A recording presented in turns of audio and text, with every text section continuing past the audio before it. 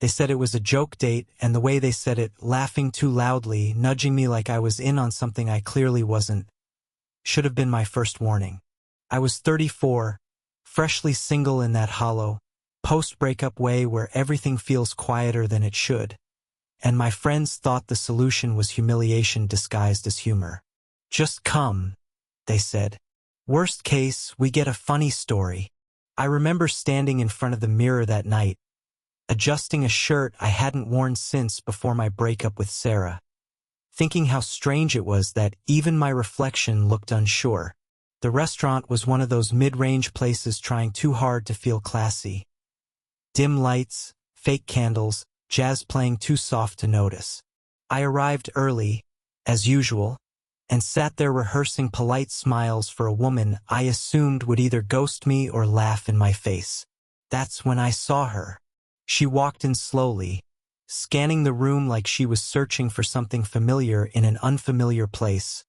And for a split second my chest tightened because I recognized her posture before I recognized her face.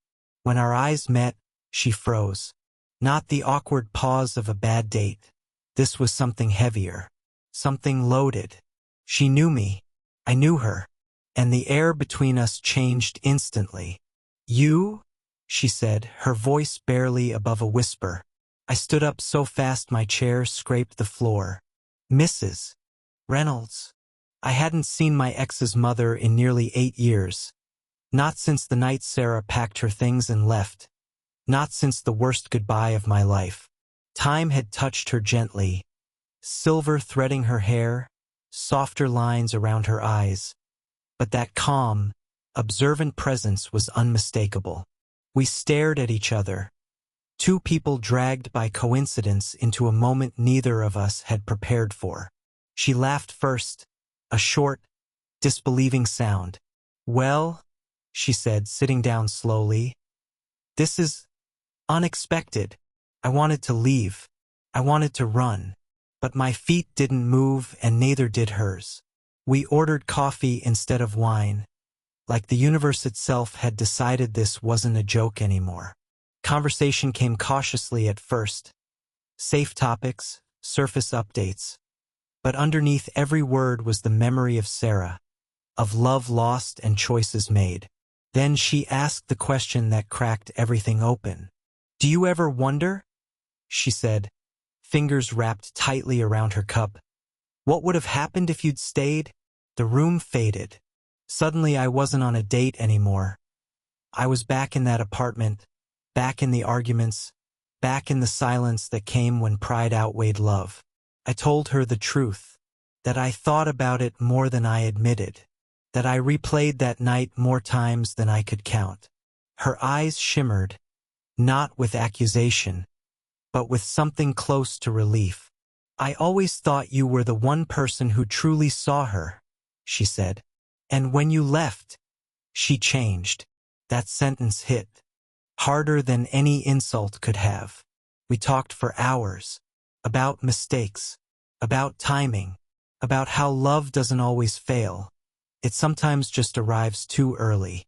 When we finally stood up to leave, the joke date had transformed into something sacred, something unfinished.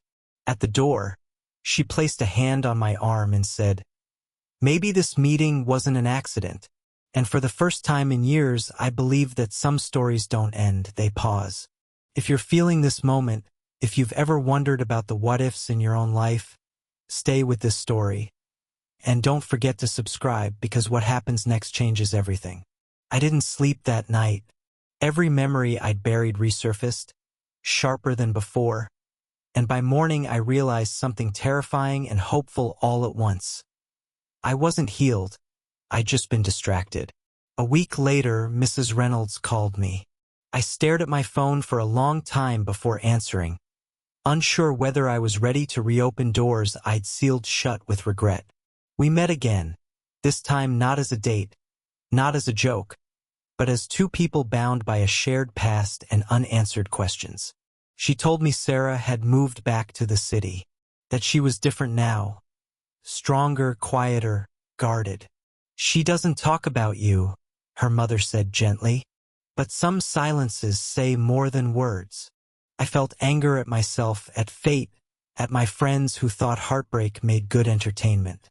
But I also felt gratitude because life had given me a second chance, not necessarily to reclaim love, but to finally understand it. Over the next few weeks, I found myself visiting Mrs. Reynolds often, helping her with errands, listening to stories about Sarah as a child, seeing my ex not as the woman who left me, but as the girl who once needed safety more than pride. One evening, she handed me an old photo, Sarah and me, laughing on a beach, unaware of how fragile happiness could be. "You should talk to her," she said.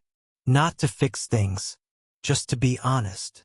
When I finally did, the conversation was messy, emotional, and unfinished, but it was real. We didn't fall back into each other's arms. There was no dramatic reunion. What happened instead was quieter, deeper, forgiveness, closure, understanding. And in that process, I realized something profound. The joke date didn't change my love life. It changed my life. It taught me that healing isn't about erasing the past, but facing it with open eyes. As I walked away from that chapter, I felt lighter, not because I'd won something back, but because I'd finally let go of the weight I'd been carrying for years. And if this story resonated with you, if you believe that even the strangest moments can lead to growth, make sure you subscribe to the channel. Because sometimes, the stories that change us the most start as jokes we never wanted to attend. Life didn't magically fix itself after that conversation with Sarah, and I think that's what made everything feel real for the first time. There was no dramatic music swelling in the background, no sudden clarity that turned pain into happiness overnight. Instead, there was space, quiet, uncomfortable space where old habits used to live. I started noticing things I'd ignored before, how I rushed relationships, how I avoided hard conversations, how I mistook distance for peace. Mrs. Reynolds stayed in my life, not as a reminder of what I lost, but as proof that love doesn't disappear when relationships end. It simply changes shape. Sometimes we'd sit in her living room, tea growing cold between us, talking about nothing important at all. And I realized those moments were teaching me patience in a way romance never had. One afternoon, she said something that stayed with me. She looked at me, smiled softly, and said, "You know, you didn't just love my daughter.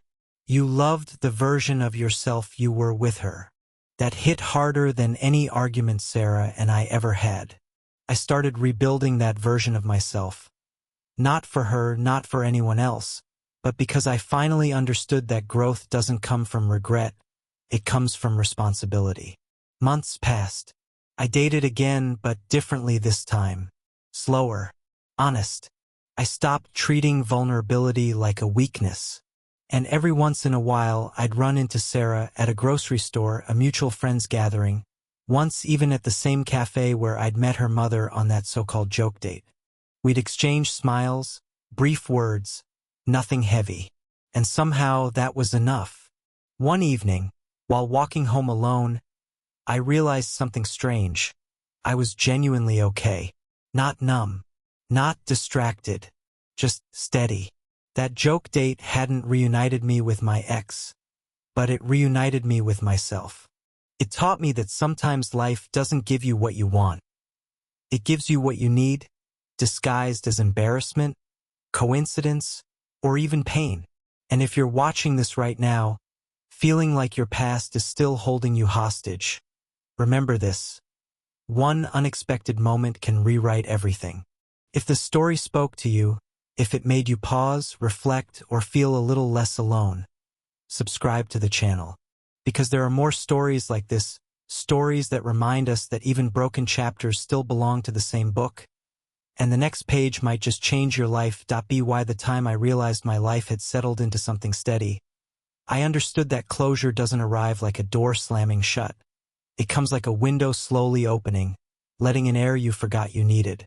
I stopped measuring my days by who was missing and started noticing who remained.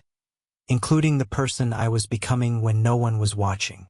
Mrs. Reynolds eventually moved closer to her sister, and on the day I helped pack her last box, she hugged me longer than expected and whispered, "Thank you for loving my daughter the way you did, even when it hurt." I watched her drive away, feeling a strange peace, like a chapter closing not with pain but with gratitude. Sarah and I never became strangers, but we never tried to be more than what time allowed us to be either. There was respect in that restraint, a maturity I once didn't have. I learned to forgive myself, not loudly, not dramatically, but in small, daily choices. Answering honestly, staying when things got uncomfortable, letting silence exist without filling it with fear. One evening, months later, I found myself back at the same restaurant where the joke date began. Different table, same dim lights. I smiled at the irony. That night hadn't given me romance, it had given me perspective. And perspective, I learned, is the quiet foundation of a life well lived.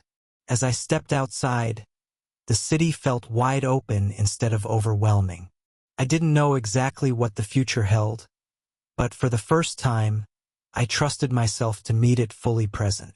If you're listening to this story and feeling the weight of your own past, know this: the moments that embarrass us, hurt us, or catch us off guard often carry the lessons that save us later. And if this story stayed with you, if it made you feel something real, subscribe to the channel. Because there are more stories waiting, stories about healing, timing, and the unexpected turns that quietly change our lives forever.